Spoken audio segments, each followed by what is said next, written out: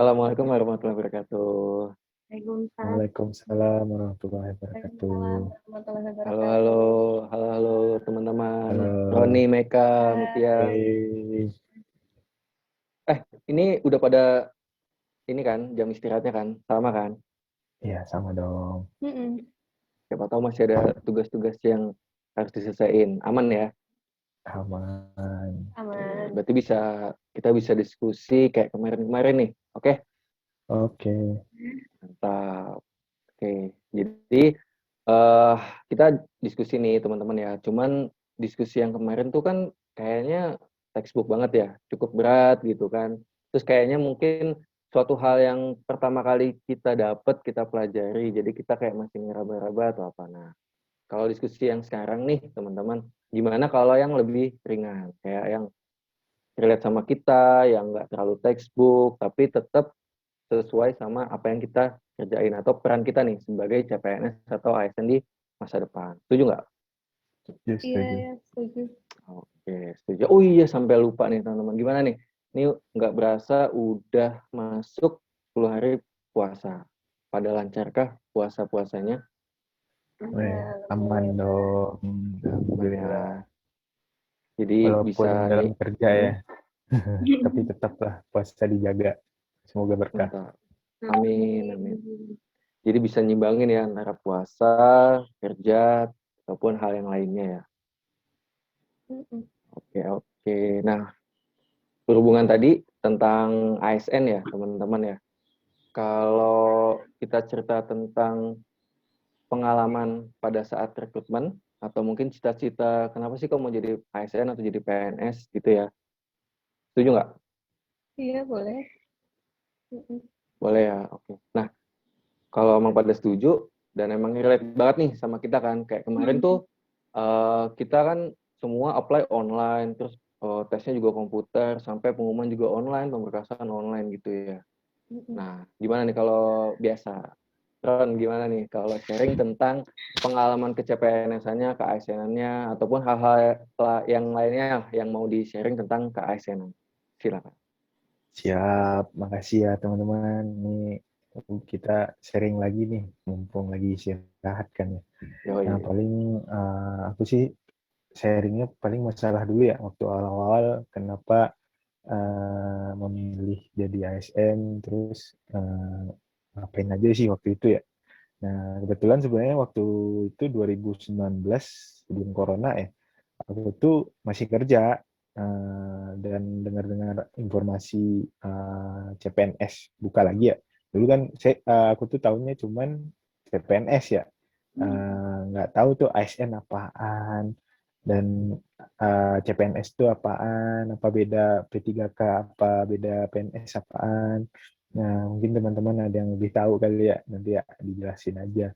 Nah, habis itu aku coba gali-gali informasi, jadwalnya kapan aja, pendaftarannya sama persyaratannya, akhirnya aku mulai waktu itu bulan Februari atau Maretan lah buat administrasinya.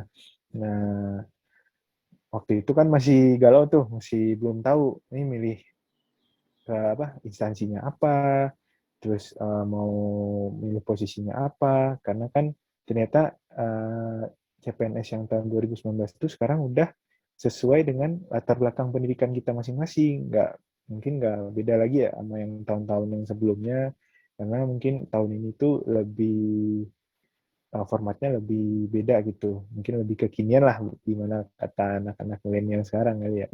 Nah, udah sesuai dengan background latar pendidikan masing-masing. Nah, akhirnya aku coba browsing, ada beberapa yang sesuai dengan latar pendidikan gue. Kebetulan aku sendiri di teknik pertambangan ya, akhirnya aku memilih di tempat kita ini sekarang, Kemen Desa.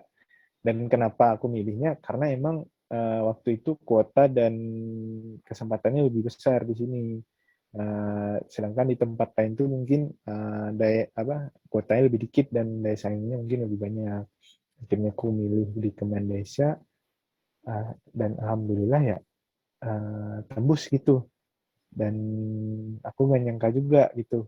Wah, jadi PNS nih gitu. CPNS ya, calon ya, maaf, jadi Halo. calon PNS, masih calon ya. Nah, akhirnya aku coba ikutin ya sampai sekarang ketemu sama teman-teman nih, satu Kementerian Desa, yang satu instansi sama aku. Nah, ternyata aku browsing-browsing pas masuk ke dunia ASN ini, ternyata ASN itu punya tugas yang tertentu gitu sesuai dengan undang-undang, lagi udah ada undang-undangnya. Dia itu sebagai pelayan publik, dia itu sebagai pelaksana kebijakan, dan sebagai perekat pemersatu bangsa. Nah, itu yang selama ini aku nggak tahu nih. Maksudnya tahunya kan kalau zaman dulu tuh PNS ya masuk kantor kali ya, terus pulang nggak tahu tuh yang gini-ginian. Nah, ternyata undang-undangnya ada dan udah jelas kita harus ngapain aja. Nah, itu sih Don yang bisa aku sharing sih buat pengalaman dulu kenapa jadi ASN. Mantap. Jadi menarik ya, Roni ya, dari mulai coba-coba ke PNS ya kan, dari teknik tambang ya, Roni ya, luar biasa teknik tambang, terus jadi ASN atau jadi PNS, karena memang PNS sekarang pada saat kita mendaftar tuh sudah sesuai dengan latar belakang pendidikan gitu ya, teman-teman, mungkin agak beda sama tahun-tahun sebelumnya.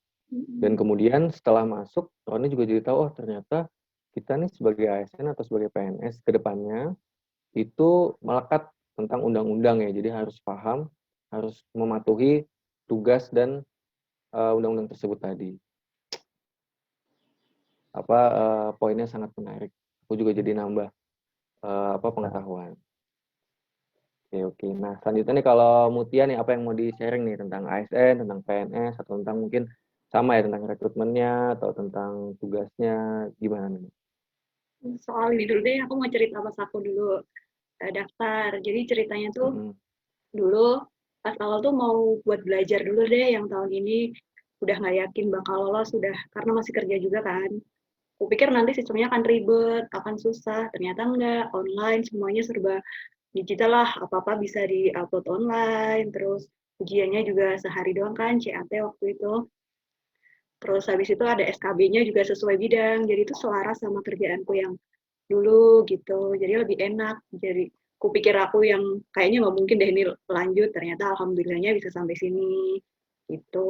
Terus tapi karena dulu masih belajar gitu, aku nggak banyak tahu tuh soal PNS, ASN sama kayak Mas Roni. Tapi setelah begitu masuk di sini, kemarin sebulan ini, jadi tahu ternyata kalau PNS itu kita punya hak.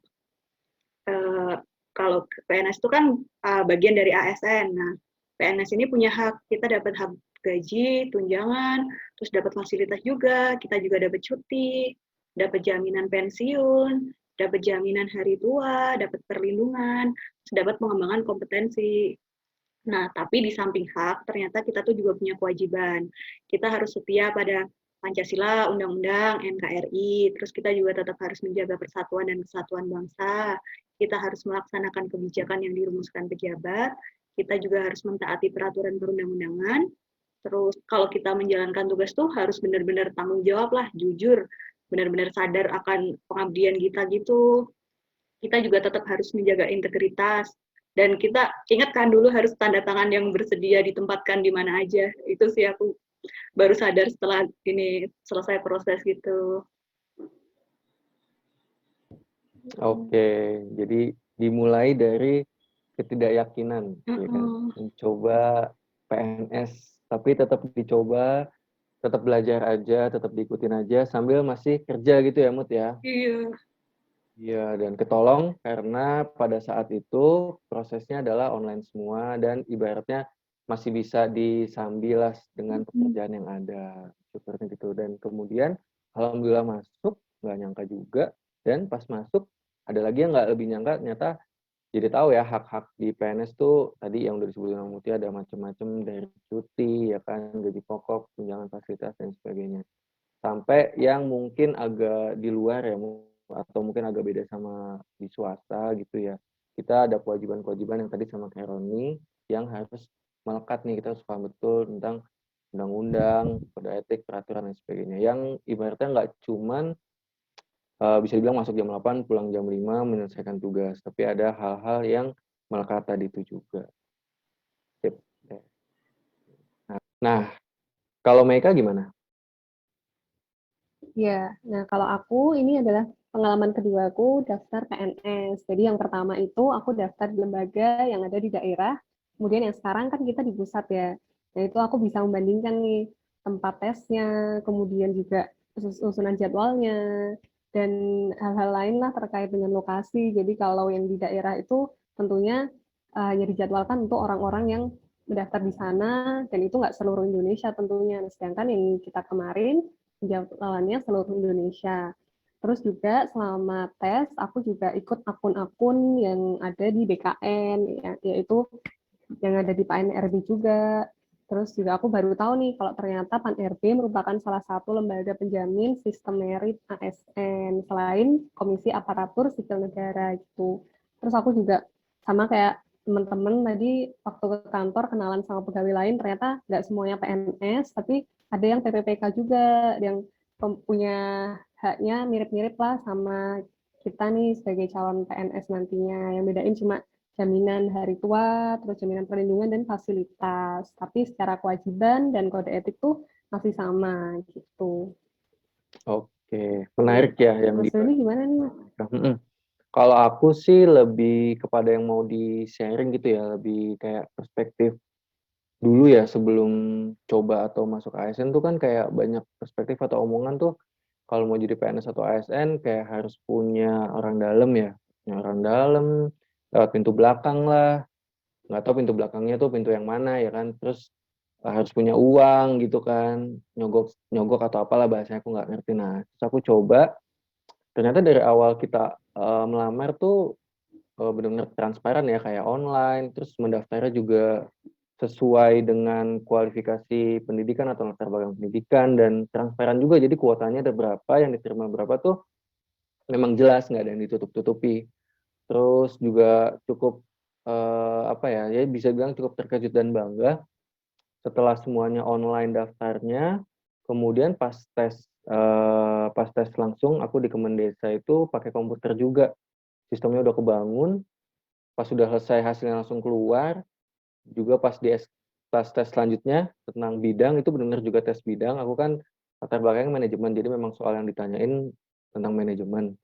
Kemudian ada tes psikologi juga, ada tentang case study juga, habis itu ada wawancara sama pejabat kementerian ya, kayak gitu. Sampai apa namanya, pemberkasan online semuanya udah selesai, lolos, ternyata data kita diajuin ke BKN. Jadi kayak sistemnya udah nasional, sistemnya udah terbentuk secara nasional. Nah, itu aku cukup bangga dan terkejut lah kayak gitu. Dan dilihat-lihat juga tesnya ternyata mirip kayak swasta, maksudnya beneran kompetitif.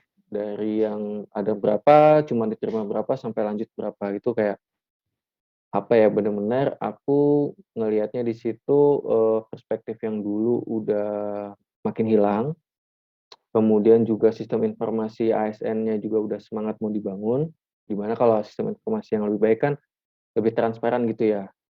Jadi dan pas apply-nya itu juga kan sesuai kualifikasi ya, jadi memang nggak sembarangan kayak gitu. Jadi itu yang mau aku sharing sih, jadi benar-benar nih ada semangat untuk melakukan manajemen ASN dengan baik atau pengolahan ASN dengan baik. Gitu sih kalau aku. Nah, itu kan sharing pengalaman gitu ya teman-teman ya. Ya relate banget lah. Nah, kita sebagai ASN, sebagai calon PNS, calon abdi negara ke depannya pasti kan punya harapan ya. Yang tadi kita udah, wah perspektif zaman dulu nyata udah beda sekarang gini. Nah, pasti kita juga punya harapan nih di masa depan. Boleh nih di-share nih, Roni, harapannya apa nih buat ke depannya? Mungkin ya harapan aku sendiri ke depan, moga-moga ASN kita ini makin berkualitas, jadi SDM unggulan, dan bisa memajukan Indonesia ke depannya. Itu sih paling. Mantap, bisa memajukan Indonesia ke depannya. Kalau Mutia gimana harapannya untuk ASN? Kalau aku harapan untuk kitanya ya, semoga kita sebagai ASN tuh juga bisa berkembang kan. Kita kemarin daftar karena jabatannya sesuai dengan jurusan kita. Nah, semoga nanti penempatan dan pengembangan kompetensi kita juga tetap jalan gitu. Nggak stuck di situ aja, kita tetap harus bisa banyak belajar. Terus juga kan tadi ngomongin hak ya, semoga pemenuhan hak kita juga berjalan lancar, kewajiban kita juga lancar, itu aja sih. Oke, jadi berbicara tentang kita bisa terus belajar dan hak tentang ASN-nya juga tidak dilupakan. Kayak gitu ya. Sip. Kalau Meika, harapan untuk ASN? Iya, kalau aku berharap sih kita bisa jadi agen perubahan ya nantinya, supaya bisa mematahkan stigma yang ada di masyarakat, khususnya tentang birokrasi yang berbelit-belit, pelayanan yang kurang profesional, seperti yang disampaikan Mas Doni tadi juga. Gitu. Terus kita juga mungkin bisa manfaatkan fasilitas yang diberikan, tapi untuk kepentingan yang positif, bukan hal-hal yang negatif. Gitu. Jadi kalau ada kesempatan belajar, ada kesempatan penelitian, kemudian ada hal-hal lain yang bisa dieksplor, kita memanfaatkan itu untuk pembangunan negara.